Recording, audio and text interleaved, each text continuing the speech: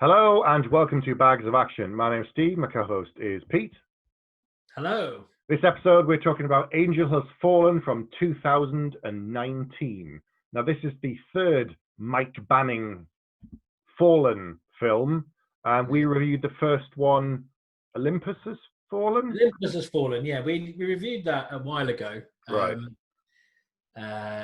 And since then I've gone on to watch the second one, London Has Fallen. But I think, you've jumped straight from first to the third. I did in fact assume that I could miss the second one and I wouldn't have missed any critical plot points. No, he's still the same guy doing the same kind of things. Doing exactly the same thing with the same president. Pretty much. So right. If anyone who's been listening long enough to have heard the original may remember, so I gave this film, the original film, the Olympus Has Fallen film, 1 bag of action out of 5. Right. Whereas you gave it 3 bags out of 5. I think one's really harsh. I think in retrospect you may be right, considering some of the other rubbish that I watched.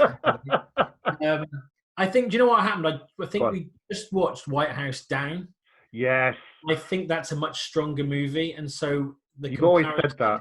You've always stuck by that and said, well, clearly this one's inferior, therefore I'm going to mock it down. Yeah. And, I think I've said it before, like the Millennium films are like the modern day version of canon. They do the Expendables. Right. They did the most recent Hellboy movie, they did Rambo Last Blood, and some of their stuff can just look really cheap. And unfortunately, I can get a little bit, yeah. So I think there's an element. If I watched it again, I have a feeling I'd give it more than 1 out of 5 because I liked the second one. I quite enjoyed London Has Fallen, and then you've made me watch this one. So I didn't make you. This was a choice for this episode. The fact that we have a podcast has made me watch this. You must watch this, Pete. It's amazing. No. I have a special set of skills, and if you do not watch this movie, I will hunt you down and turn off your podcast allowance. That's it, and make you watch it with matchsticks in your eyes. Okay, so this is the third outing of Mike Banning, and I'm going to say this now. We're going to spoil the film, so if you've not seen it, pause and come back, but we're going to spoil it. Here's the other thing. This time, watching this one, I felt it was very, very Die Hard. Like, he's older, his joints hurt, he's got pains, they played up his age, and I know it becomes a part of the plot later on, but it felt like they were really playing it up. It's interesting as well because you get the Liam Neesons of this world who are a lot older than Gerald Butler. Yeah. Don't act like necessarily particularly old. Well, no. Jackie Chan continues to defy time. You got Stallone and Schwarzenegger still doing stuff, but I thought he must be like late 50s, but he's only 50. Wow. Okay. Gerald Butler. He's not that much older than me, but I think in the story it kind of worked. There was kind of a context for it, because up until now he's been pretty untouchable. And I think, it's interesting because there's a different director this time. Like all 3 films have had different directors. So this one is someone called Rick Roman Waugh, who I've never heard of before. He's done films Shot Caller Snitch, which is a Dwayne Johnson movie, and Felon. And then the director co-wrote it with Matt Cook, who wrote The Informer and Patriots Day. But then quite a big name was the third writer on this movie. Go on. Robert Mark Kamen. So he wrote The Karate Kid, 1, 2, and 3, Columbiana, Taken, The Transporter, and The Fifth Element. Wow. Okay. That is quite a track record there. Yeah.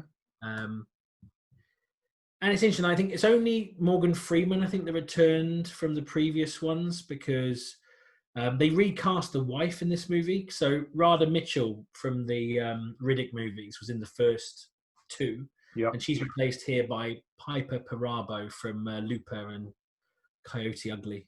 And there's a really good cast, actually. That's what these films are very good at doing, is getting there's even somebody from The Last Kingdom, which I know we both watch in there as well. Yeah. But this film, it did feel like they've moved stuff on. They've made him a much older man. They're showing that time is passing and that, he can't do everything that he could before. And they were playing it up. And it did have that kind of, I don't know, we said, Jerry action is what we've called the kind of Liam Neeson films and that sort of thing, where it's an older man doing action and they can get away with it because they've got experience and so on. But they lent into it really heavily for this film for a couple of plot points. It was okay. I didn't mind it, especially when the action did happen. They didn't have him wincing and, you know, taking pills. And when the action started, he just got going and it just carried on until, you know, it stopped. He just adapted. But the cast in this film is amazing. However, two of the cast, as soon as their names came up, I was like, oh, okay, you're the villains then. That is one thing I would say about this film is I was like, okay, you and you, yeah, exactly. I know the two people you mean. We are going to spoil, but let's not do it just yet. But it's like, okay, so you did it, and you're the person that hired them, and it was within seconds. And it's like, and that did rob me of a lot because the film, there's a couple of minor surprises later in the story, right?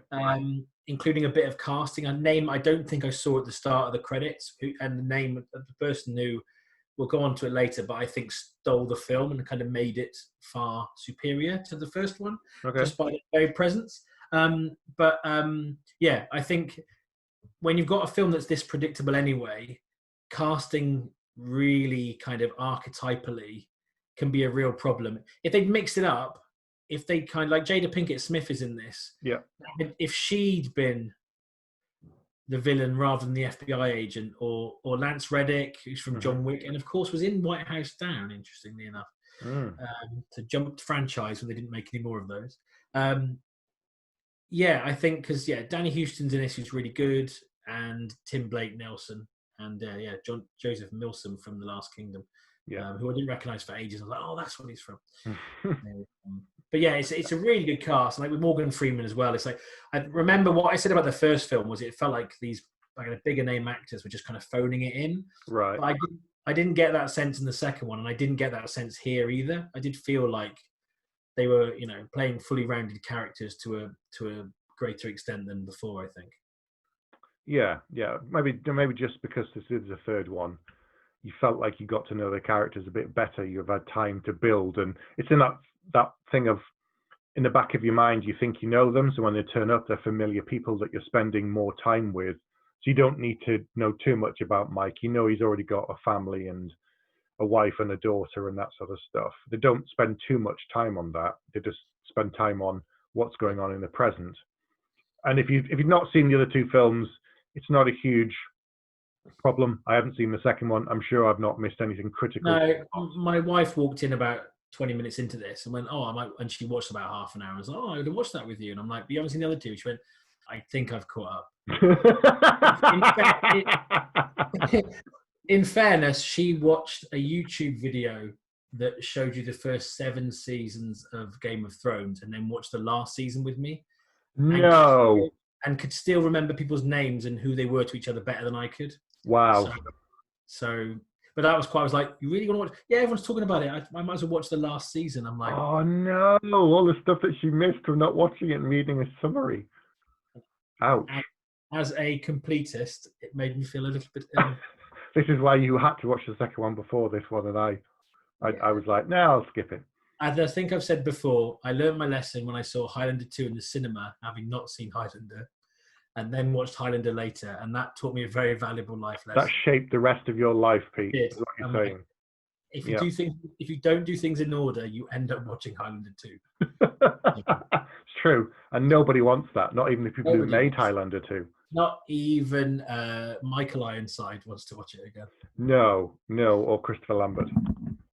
Or Christophe Lambert. Anyway, so despite the slightly predictable part of who the villain was, which was in some ways a little disappointing, we've said that, you know, it was Danny Huston who plays Wade Jennings. I don't know, I'd hoped for a bit more. I know these films aren't that cerebral. As you said, your wife walked in after 20 minutes and she could follow what was going along. But I'd hoped there'd be a bit more of a twist, as you said, that they'd shown you these characters, they've shown you who it is, and they just took a left turn. So you suddenly weren't just going, oh, okay, I know what's going on now. that could actually have surprised you? I think as well, it's not long ago that we rewatched The Rock.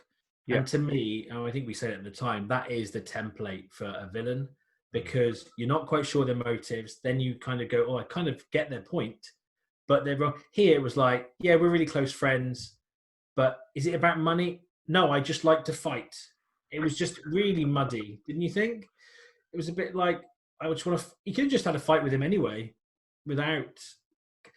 It's just weird. I mean, I loved when I saw the trailer for this. I think I saw it on the big screen. It did make me go, oh, okay. A third film where he's on the run, the age-old kind of hunter becomes the hunted thing, making him, trying to lean into the fugitive, with Jada Pinkett Smith essentially being Tommy Lee Jones. Yeah. I quite liked that, but I don't know about you. It didn't really completely fulfill the premise for me. He just kind of ran around a lot in the woods. It also is very much Taken 3. First time it was his daughter, second time was his wife, third time he's on the run. Yeah, they've just done that the same thing with this. So we've blown up the White House, we've blown up London. What's next? Sydney? Nah, let's not do another city. A plane? No, we've done that. What else can we do? Oh yes, himself. Right. Yes. And I think that's an element of why they kind of gave him kind of PTSD and some aches and pains, should we say? Yeah. I think an element of that was like, because if he was as on his game as he was in the first two films, then potentially it would have just been too easy for him. As it is, it's not that hard, if I'm honest. But what I did like, actually, the opening to the film was quite good. This kind of slow-mo, as if he was on a mission, but you realize it's a training exercise. And then he gets shot by his so-called friend. Yep. And you kind of go, oh, okay, this guy, in my head, this guy is like the best at what he does. And he's potentially going to take a desk job to be head of the Secret Service. And then you go, oh, okay, he's out of sorts. Which that did, I mean, I wish it didn't pay off as well as I hoped, but opening, so the opening kind of up until he goes on the run wasn't too bad at all. Yeah, because at the very beginning, they basically telegraph what the rest of the film is going to be, because he takes out about 20 guys before his friend catches him. Yeah. And the end of the film is he takes out 20 guys before he has the one-to-one with his mate. True. So, I know we have callbacks, but that's ridiculous. That's just the film in two sentences. That's exactly the same thing. It means he didn't have to do a rehearsal. Because the first bit is a rehearsal for the end. Yeah, except one's in a building and one's on a converted army base that's now a training ground. Well, that was also disappointing as well. We've got this throughout the film. You keep seeing Dan Houston's character, Wade, in his secret lab that's kind of soundproof walls and everything, and it looks really fancy and high-tech. I was convinced that was going to be on a boat or on a plane somewhere, and it's like, oh, where is it? Oh, it's just in this cargo container on the base. Yeah. Oh, okay. Because when they said, oh, the FBI is going to go and call on him, I was sure that they were going to get there, and they wouldn't be there. The place would be empty. Or they'd be like, oh, there's some kind of transmitter. It's transmitting to some off-site location. Where? We don't know. It's been bounced around the globe, 10 times. He just comes out, hello, see, and then just kills them. Under a volcano would have been good. Yes, absolutely. Yeah. A bit of a moustache twirling to do. Something, but he just comes out and shoots them and walks back in. I was like, oh, didn't handle that very well. He's like, we have to burn the site now. I'm thinking, really? You couldn't have come up with a better plan than that. You've got a really complicated plan for framing Mike with DNA and all of the money in his accounts and all of that. And first chance the FBI turns up, you just kill them. Yeah, I thought that was really odd. It's like you've just basically, and there was a little bit of like this niggle between the vice president, who is, again, we are spoiling, who is the person who kind of hired them.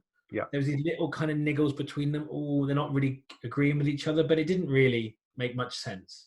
No. I say, it was also like, he's on the run. And first of all, I didn't believe that anyone would think he did it at all. Yep. I was like, you wouldn't think that. You'd straight away smell a rat. And then, yeah, like you say, once things kind of got a bit shaky, they just started shooting people and basically just. And he was like, it's not about the money, it's not about the mission, it's just about it. It just felt like really stupid idea.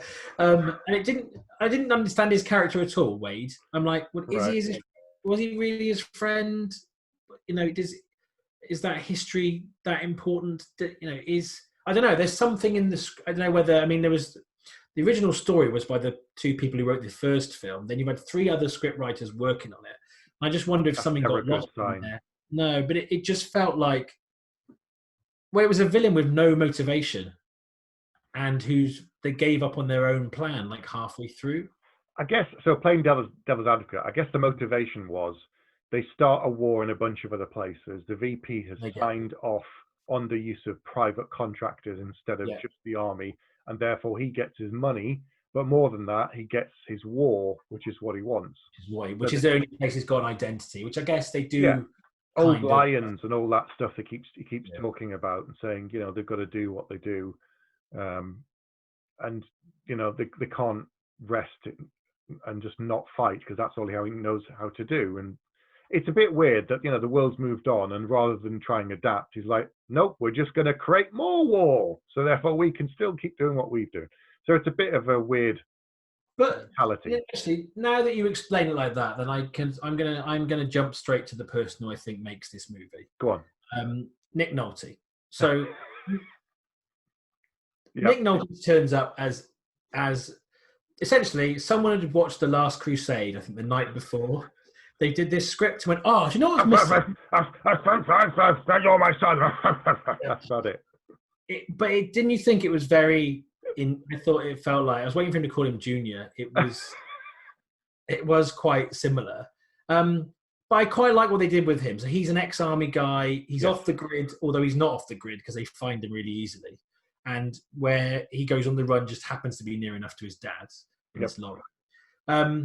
But I like the fact he's an ex-army and he used to be in the war, and he's kind of the opposite of Wade.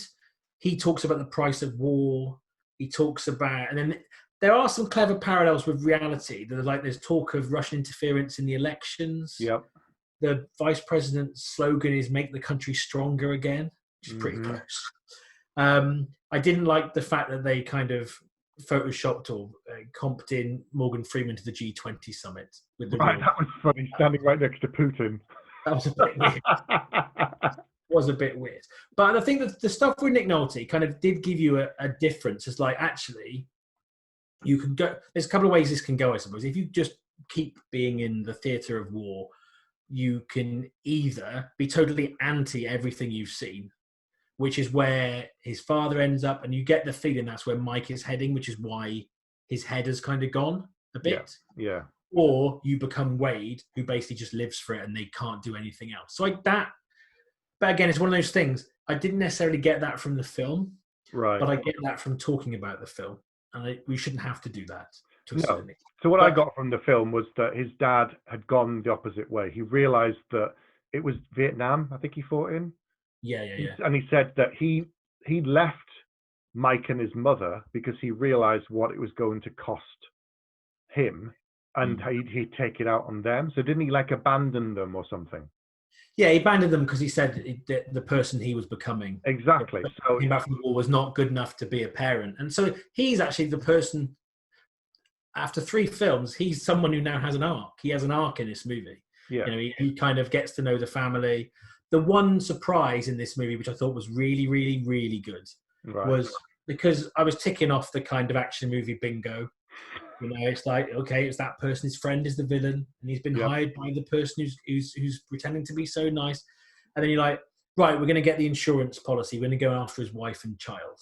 And you're like, that's what always happens. So that's what happens for the end. They'll kidnap his wife and child, and he'll go and get them. And I'm going to say that I think it's Robert Mark Kamen wrote this scene because it was so good that they go there. Wade's men go there ready to take the wife and the child, and the dad appears there and takes them down. And I loved that. It was a total surprise because I assumed they were going to be taken because it was such a trope they were playing with. Yes. And I just loved the fact that I thought he was just going to be, I saw him in the woods and that's it, a little cameo. But actually his role in the film is the heart of the movie, really. And I thought, and just him, you know, guy in his late 70s kind of just kicking some ass was great.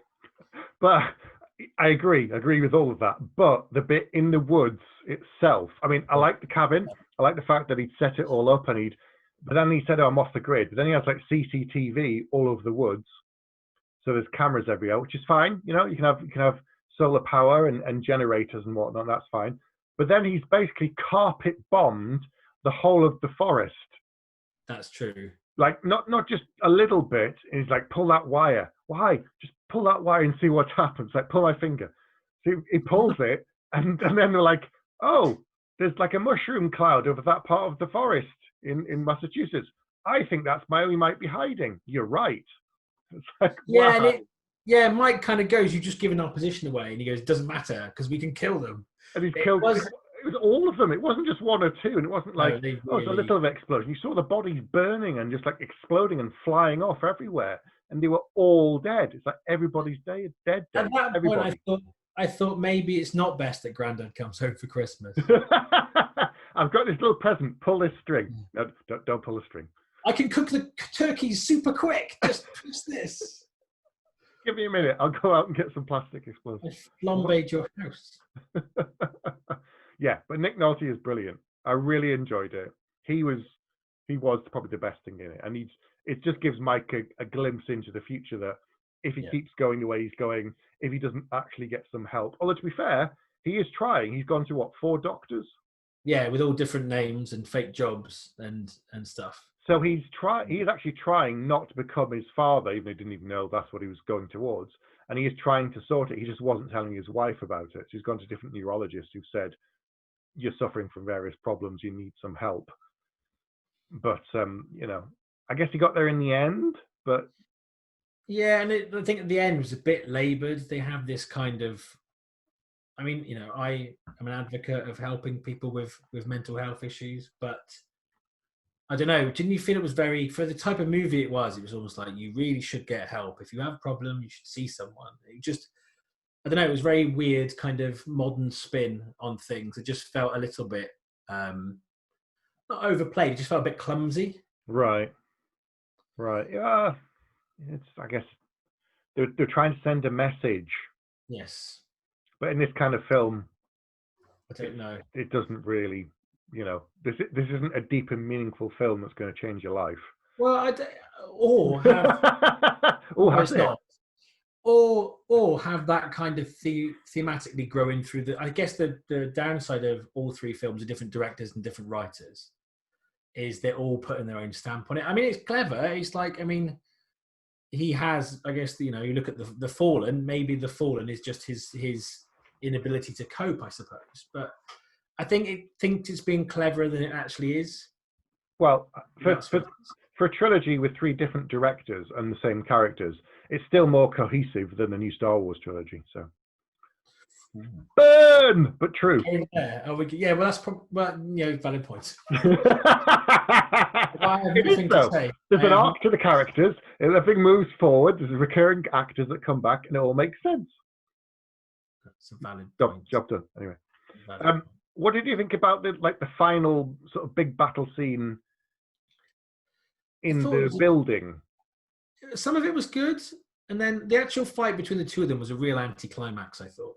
I just thought it was quite easy to take him down. It was also the world's cheapest looking set, which I know I'm not supposed to comment on. On the roof? Yeah, on the roof. Right. It looked like a giant Playmobil set.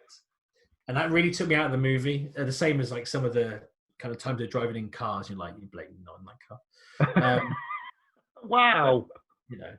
But it's a lower budget film of its type. I think it was. I mean, him getting his kind of. I don't know. I was hoping there'd be something that he couldn't do at the start that he managed to do later. Right. Because it was just he was a bit tired, and he needed his tablets. True. No, I thought him taking the people out was pretty efficient. I think the challenge with these movies in the 5 years since the first, or 7 years, sorry, since the first one, right, is that the action in other films has been stepped up so much in a world with like the Old Guard and the John Wick stuff and all the kind of the new and Extraction, the new wave of kind of stuntman-led films. Yep. That even things that would have been, if this came out in the 80s, that whole sequence would have looked amazing. But I think because so much other stuff has gone in a bigger, kind of more stylized direction, I just don't know. It just felt a bit like yeah, you're shooting some people. Do you know what I mean? Pete's not impressed. I don't know. What did you think? In contrast, Wow, how can I follow that? Okay, so we're jumping all over as you always do. The final battle when they go in that office building. So he's got a plan. He knows that he looks at the floor plan and says they're going to come in here, and he plans it all out. And then they move those blocks that can't be, which is good, and they position the guys around the corner and said, right, you go here, don't let them flank you. We're going to go into this office. And there's the whole bait and switch, which was clever. I liked that. That was good. But the fact that, protecting that room, but if they knew what was going to happen and he's told them, they still got taken out really easily. And these guys are supposed to be really good. I know it's not supposed to be realistic, really. And I know it's all about Mike Banning and Gerard Butler, and he's the hero of the film. I get that. And I know that they've got to make other people look crap in order for him to look even better. But you never get that in other films, like the John Wicks and the Old Guards and stuff. A lot of the people they fight are competent. So in I think it's John Wick 3, we fight those two guys at the end who are martial arts specialists. Remember? Yeah. They're really, really amazing, and they get some proper licks in on him, and you're absolutely just like, oh my God, these guys are so good. And Keanu's trained for months for 5 minutes for him to look good, whereas these guys have been doing it for 20 years just because they're martial arts specialists. In this, if these other guys who are Secret Service, I think, they're supposed to be as good as him, and yet he takes all of them out, and all of the guys from the company. At the very beginning, he takes out 20 of them in the training exercise, and then in that building, he takes out 20 of them by himself in reality. Plus the car, and 20 he's killed somewhere else.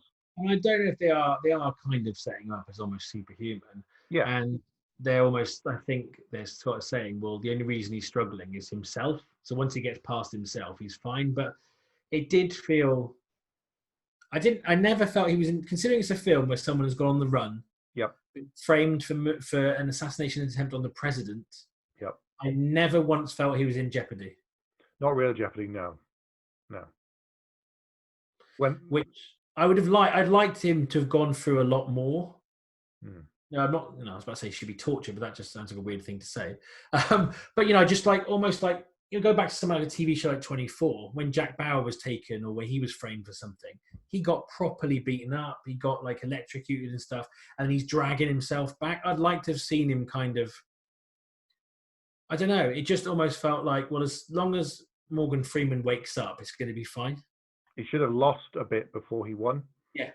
I mean, he gets put in custody and he gets put in the car, and then these people break him out, and then he's in the car with them and they're driving away. And at that point, I just thought, well, he's going to break out of there now. And he does exactly what you think he's going to do. There's no point.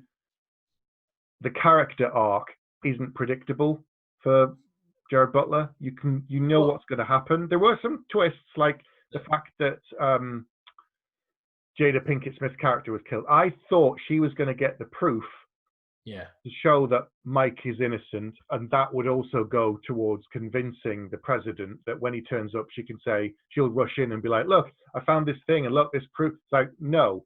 He goes in basically on his word and his cunning plan of saying, look, this is what's actually happening, and the president believes him, which I know is a kind of a show of the bond of the belief he has in him. Yeah, he and all knows that him, thing that he's the he's done, man. he trusts him and all that stuff. Yeah, all that's nice and it makes sense. But they just took out some of the other characters, and there again made him someone who can't fail at anything. And it made it less dramatic. Now that you've said that, it almost felt like if they were passing the script between each other, it's almost like a choose your own adventure. Right, okay. So is Jada Pinkett going to be shot, or is she going to go this way? Roll the dice, see what happens. Is Morgan Freeman going to believe him, or is he not going to believe him for a bit? And it almost 1 to 3, he does. 4 to 6, he doesn't. Exactly. No. I think when you can start to see the story making decisions in a film, that's not a good sign. And I was doing that quite a lot of like, wonder if they thought about doing this or about doing that. And it should be like, well, no, this is what's happening in the story, and I'm invested enough in it. The Nick Nolte moments, I'm going to hang on to those a bit longer. It's that thing of, I'd like to see a first draft of this And then I'd like to see like a third draft, and then I'd like to see what the final shooting draft was, and see if any of those were close to what actually we saw. Because I suspect with that many writers on it, if it's been passed through 4 or 5 people, and the director would have done the final pass probably anyway. and then there's editing as well. Yeah, I mean, it's a shame that most scripts online now are the shooting script only, because I think the process is more fascinating. There's a new, I can't remember what it's called, a new app that's come out where you can watch Netflix and it'll split the screen, and the other screen is the script. Oh, wow. It'll move alongside it. I'm tempted to watch The Old Guard with that. Oh, what? Just to see what the first one was like compared to this one? Just to see how the script, just to see what they did, what they took from the page and what changed, really. Well, you've read the comic now, haven't you? I haven't read the comic yet, no. Oh, okay. I was going to spoil something, but there is Rucker wrote the first draft, and he wrote the final draft of The Old Guard. Yeah. And he said when he wrote the first one and he went in to talk to the director, and they raised a couple of points, and he kind of sat back and was like, "Oh God, you're absolutely right. That's a stupid thing to do. In a comic, it would work. In the film, you can't do that because of X, Y, and Z." And he's gone, "Yeah, oh yeah." I listened to a podcast with him the other day, and he basically said he thinks the film is a better piece of work than the comic. Yeah, I've never heard anyone say that about. I know he adapted it himself, but I've never really heard anyone say that before. I think it is too. Yeah, because if you try and translate something absolutely from one medium to another, there's always a letdown, always, because they're not made to work in the same ways. You end up with Sin City, and as interesting as it was for what they did with it, it's as like a film, it's pretty much panel for panel. It doesn't really give you much. But if you take something and understand the differences between a book or a comic and what you can and can't do between the two of them, and then you can evolve it and make it that much better. You can spend 2 minutes on a film exploring a character, and you can pass a lot of information across. You can't do that in a comic in the same way, because that would take up a couple of issues to get the same level of information and detail, because you can do stuff you can do it with frozen panels and comics, but it's not the same. If you have a freeze on someone's face for a couple of seconds and then a bit of dialogue, it translates so much more on screen. So yeah, I think you're right. I think in a world where thought balloons or thought bubbles aren't a thing, in a film, just holding on someone's face, you should get a sense of what they're thinking and what they're feeling, much more. But it's interesting. He also said, we've kind of deviated to a different film, but it doesn't matter. He also said that he fleshed the characters out more on screen, gave some of them more to do, and that actually fed into what he's going to do in the second book. So I like that idea of a symbiotic relationship of, like, you wrote a graphic novel, you adapted into film, things that happened in the film went back in, and that only really works when it's one person, working creatively across both. So with this, you've got that thing of, they must have said, right, well, we've done 2 Mike films, and we've done London, we've done the White House. How do we raise the stakes? How do we make it more personal? And they've gone, right, well, it's all about him. It's about his family. It's about his future, looking at him not being able to cope with the current job, and his body's not being able to do what he did before. They've got his father, looking at the past. I think this is why I'm curious to see what the first draft is like, because there's a lot of good ideas in there. Yeah. But at the same token, you've then got to turn it into, 2 hours, a 2-hour film. Yeah. So how do you do that and make it powerful enough that there's a lot of really exciting action, and yet you get the character development that we probably want? Probably because we've watched so many action films now over the years, that a straight action film, sometimes with no substance, sometimes I am in the mood for that.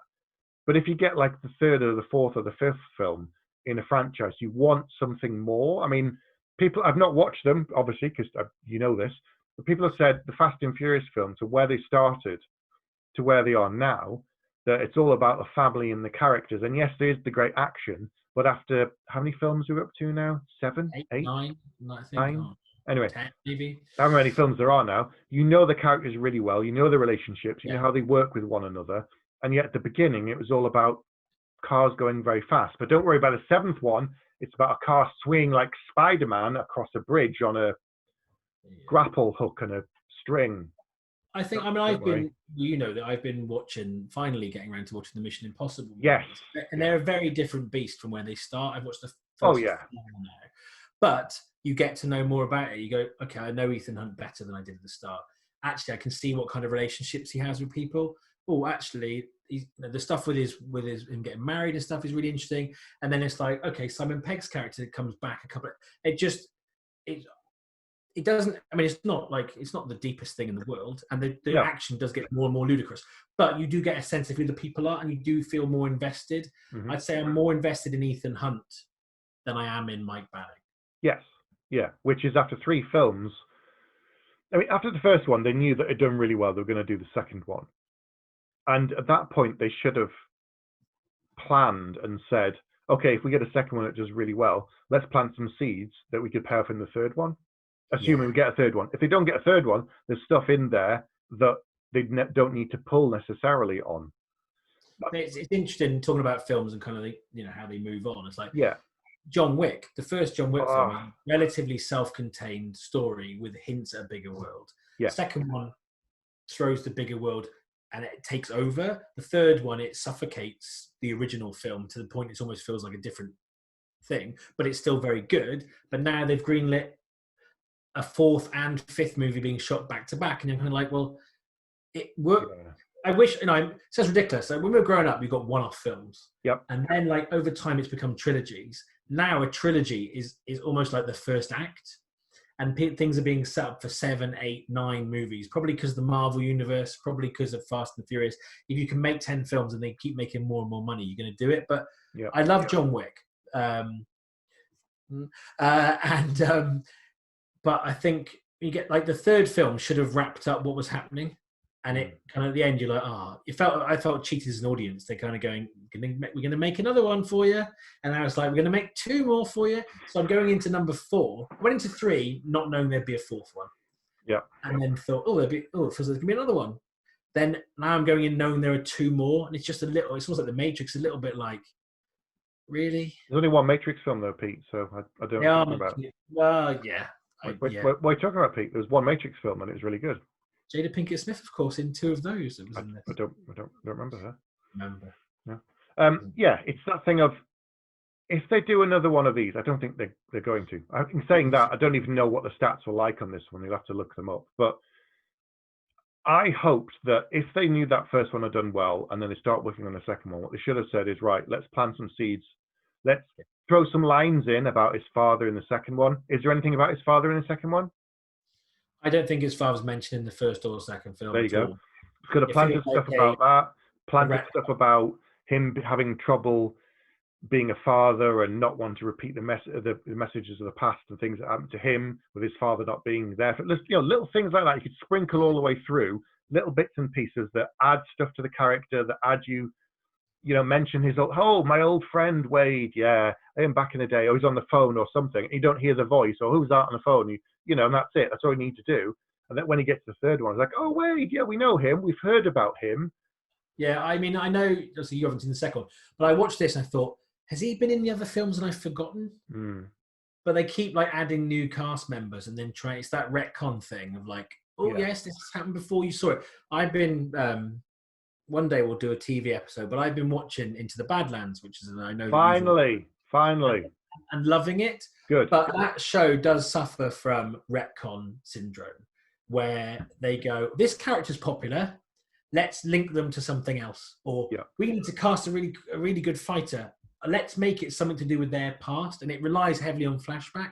And at times I'm like, you didn't plan this stuff, guys. But there are other times I go, however, it's done with such confidence and it's such a stylized show, I don't care. But when you're watching something like this, which is much more real world, I know what you mean. It's a bit frustrating. But I guess, could you have known in 2013 you'd end up getting somebody to cast his dad? Maybe not. And maybe this is how modern filmmaking works now. You pass the baton on to new people and they do something with it, which can be interesting. But when the most interesting things in this film were all things that we knew nothing about prior to the third movie. So this friendship and his father, and because you lose the core relationship with his wife because they've recast the actress. You also lose the relationship with the president because most of the film he's in a coma. Yes. So it's relying on him running around a lot. I mean, I liked some. We seem to be quite negative on it. So I liked the action in this film. I did like some of the car chases. I liked the fact that, Lorry crash was good. yeah, the lorry was good. He took out a number of people when he was in the lorry, and then he knew there's two guys at the gas station as well. Oh, yes, that, and I thought that's where I thought, wow, if this film is now, he's the most wanted man in America, which you obviously would be if you tried to assassinate the president. Although I thought they Yep. released identity ridiculously quickly. Well, yeah. But I thought it was going to be basically him hunted by loads of members of the public.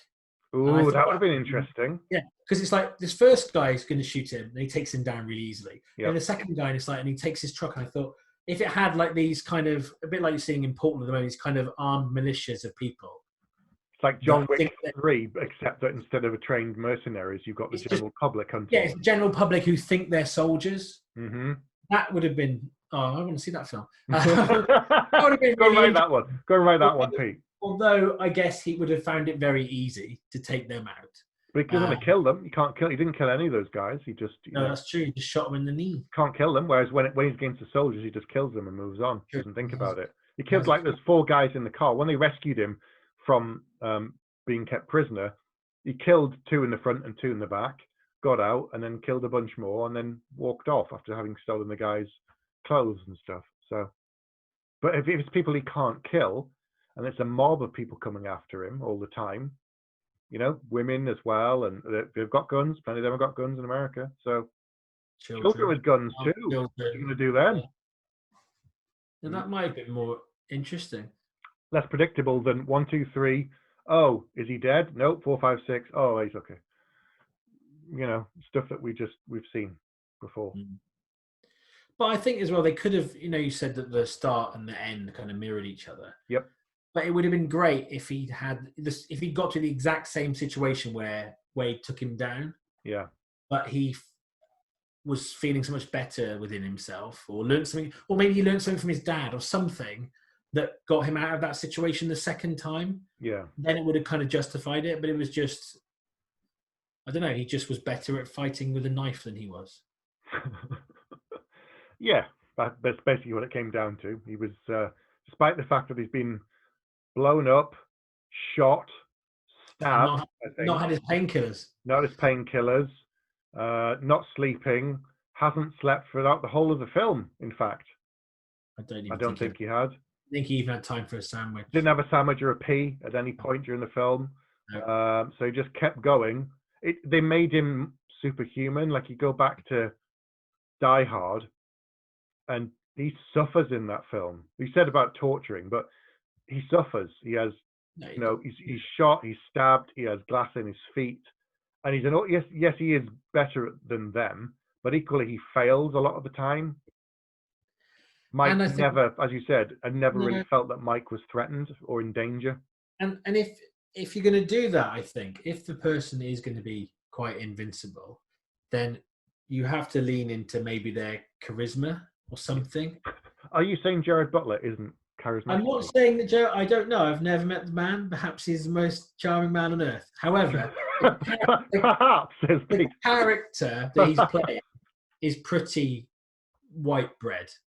It's pretty like he's just a guy who does a job. Do you know what I mean? I think you look. Die Hard is an amazing film. It is one of the greatest scripts of all time. It's one of the most tautly put together films. Yep. But also Bruce Willis's personality carries it. You know, I've watched The Rock in what feels like 1,000 films that are identical to each other, where he plays a version of himself, but his charm kind of gets you through, and it's almost like, I don't ask him to be Mark Wahlberg, but I don't know if there was something more about his character, but maybe that is part of the message of it, is he's so job focused. And I guess maybe if you're protecting the president, it's probably a good idea. Maybe it's a good idea that you're good at that job and you're focusing on that job. Maybe. And on that basis, maybe you just have to be super serious, but it doesn't help when he's really good at what he does, doesn't really get hurt, and he's pretty straight-laced. Although they do try, like, I don't know if you thought this, they did this poignant ending, and then they almost put in like a Marvel credit sequence, like comedy moment, for no real reason. What was that bit? Did you not see it? What Did was you the just comedy press bit? stop straight away when him and his dad went to a flotation tank? No, I didn't see that. What? Oh, okay. So yes. So again, we are spoiling, but I'm now going to spoil it for my co-host. The film So ended, and that was it, wasn't it? film ended, and the credits started to roll, and about like literally 30 seconds into the credits, it went back into a scene, and I thought, Right, oh, this feels very Marvel. Is there going to be something setting up a fourth movie? right. Is what's going to happen? And basically, the dad comes to visit and is like, "Oh, how are you getting on with all your therapy and stuff? Oh, maybe that's why you didn't think what I thought earlier." And he's like, "Oh, yes, I've got to get my head straight." And he goes, "You need to get your head straight too, Dad. Let's do it together." And they go off to this place and they get put in a flotation tank each with all this like hypnotic music. You're making this up. No, I'm not. I promise you. I promise you. I wasn't even drinking or anything. And then they're both there, and it's like kind of like What, new age. in chunks. Both there in trunks. Yeah, you get to see. Yeah, they're both in their trunks, like a very old Nick Nolte. He's 78. Come on, Yeah, give the man a break. Well, it worked in The Mandalorian because it wasn't him on camera. I've spoken. Yeah. And so anyway, they get in these flotation tanks, and they're both like, and he's like, "This is ridiculous." And then Mike finds a personality and says, "Oh, just go with it; it'll be fine." And then they turn the lights off, and it goes pitch black. And over the credits, then you've got Nick Nolte's character, which feels like an ad lib, just saying he wants to get out of there and he doesn't want to be in the dark. And you don't believe me, do you?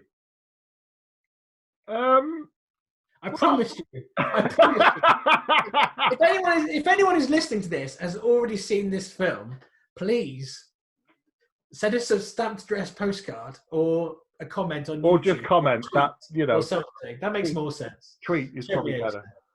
A pigeon, anything, a smoke signal. Just let me know that I'm not going mad.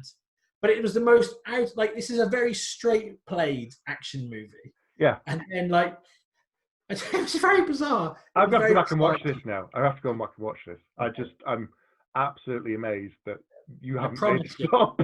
I promise you that's what happened. So the bit I was saying earlier about how they lean into being like really earnest about the mental health, I think is in that end scene that you didn't see.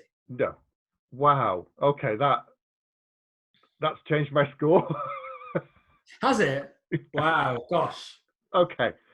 Are we ready to do some scores? I think so. I think so. I think you should go first. Me?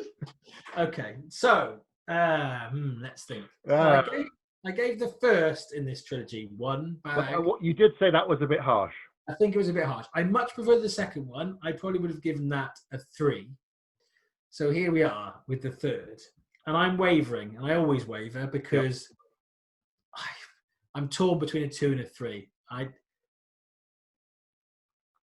No, do you know what? No, we could see the script on the. You could, if you can see the workings out. It's not a maths test; it's a movie, and on the basis that we could see the workings out, although it was a competent enough action movie, and Nick Nolte raised it, Morgan Freeman put in a great performance, I thought, and it was a really good cast, and Gerard Butler was there. And he was there. I think I'm going to give this 2 bags of action out of 5. Okay. All right. So I haven't seen the second one. I don't think I'm really missing anything. You haven't seen the end of this one? I haven't seen the end of this one. Apparently, the credits came up and I turned the film off. What was I thinking? I watched it on Amazon. I think it was Amazon. Yeah, it's Amazon. It does that countdown thing, and I was like, off. So that was it.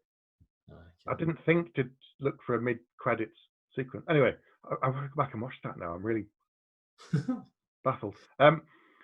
So the film was a bit predictable because they tell you what's going to happen in the film by showing you at the very beginning, and it happens exactly the same at the end.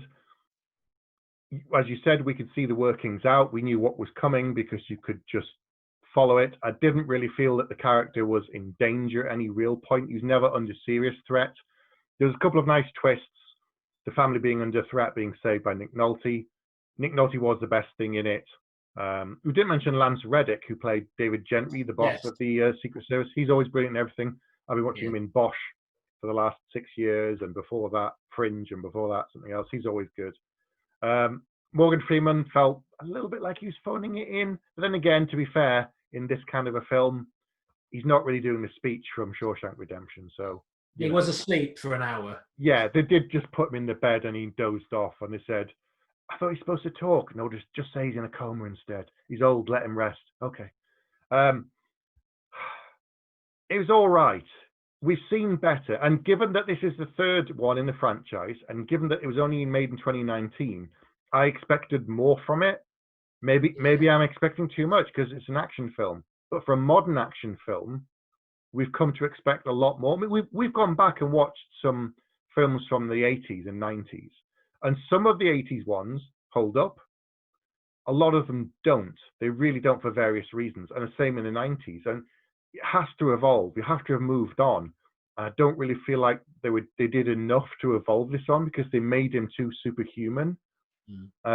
So actually, I'm going to give it 2 out of 5 as well. Ooh. And say it was okay, but someone asked me the other day and said, how was it? I was like, yeah, it was all right. That's basically what I thought. I was like, I'm not going to watch it again. It was okay.